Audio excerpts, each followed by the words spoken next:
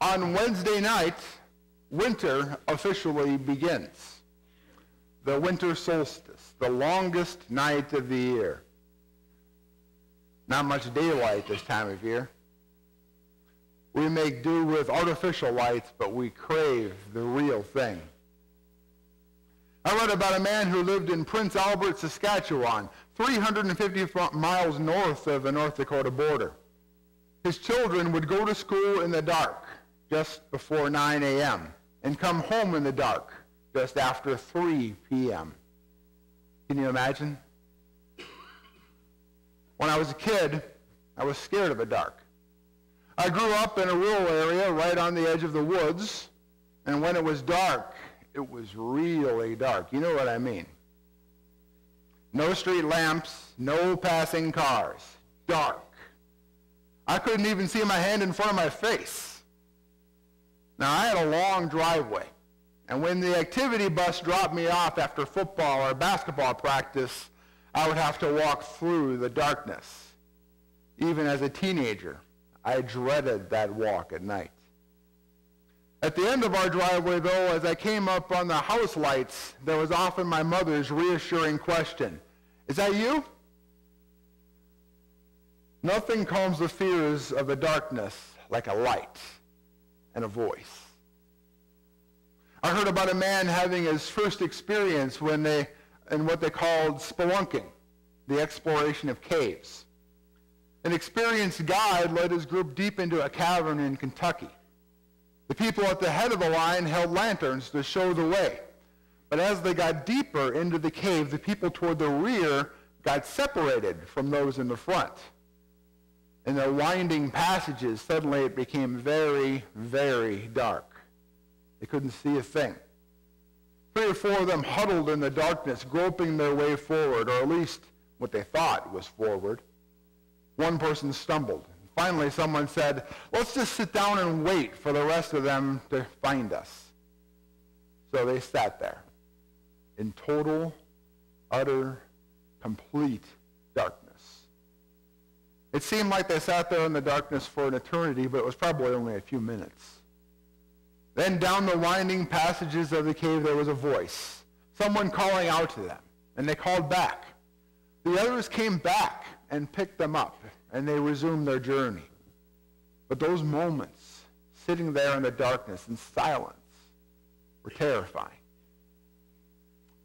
Israel was in darkness, the darkness of oppression. Israel was occupied by Rome. They are the people upon whom light has dawned, says John. Oh, we know darkness too. We are in darkness.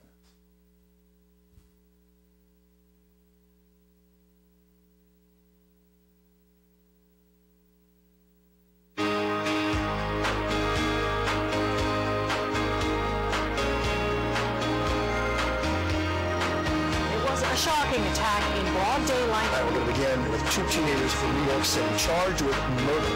Well, guys, we are in for some dark, dark times. Just ahead, our economy seemingly on the brink of collapse. A shameless act caught on tape.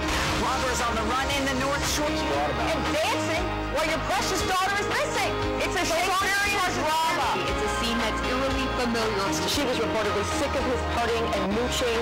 He called her materialistic.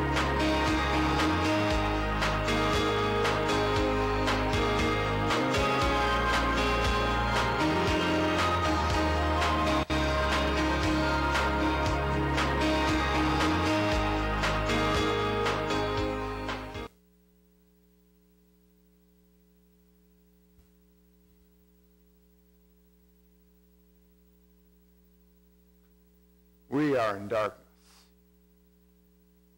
But look east. The light is dawning. Before there was light, there was a voice in the darkness, and that voice belonged to John the Baptist. Lying out under the night sky was always a treat for 6-year-old Andy, especially when his dad was there to point out the Big Dipper and the North Star and tell him stories. Andy asked, "Why is the moon so bright tonight, Dad?" Because it can see the sun. And Andy said, I don't see the sun. It's nighttime. And his dad said, we can't see it, but the moon is in a perfect position to see it. It's like a big glove in the sky catching the rays of the sun's light. Andy said, is that why the moon is all lit up and we're in the dark? Yep. If we were on the moon tonight, everything would be as bright as day. And Andy said, it would be so cool to be the moon, Dad. I could catch the rays of the sun and give them to people to help them see at night. Well, that's what John the Baptist was like. Like the moon, he was not the sun, but his reflection of the sun gave light. He came so that all might believe through him. People asked him, who are you? Some people thought he was Elijah or maybe a prophet, but John says no. He tells them that he's the voice, and the voice can't be the message. He tells them that he's just a forerunner, and that there's something coming after him who they do not know, who they should get to know. John says that the one coming after him is so great that he wouldn't even be unworthy to tie his shoelaces. And that's a great part of the message of John the Baptist. He was a voice calling into our darkness, telling us that there was a light coming. He was a watchman standing on the hill looking east, shouting that it was almost dawn. John was a prophet of hope.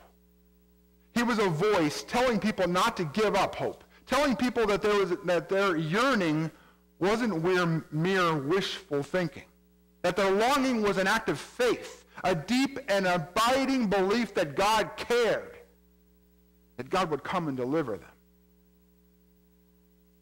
Now, eventually, we will know more about our hope. Our hope will be given a face and a name. Our hope will be embodied in a man from Galilee. But not now, not yet. Now, there is only yearning, waiting, expectation. And John blesses that. It's a great place to start. Prepare the way of the Lord. You see, the way to see the light is to admit that there is darkness.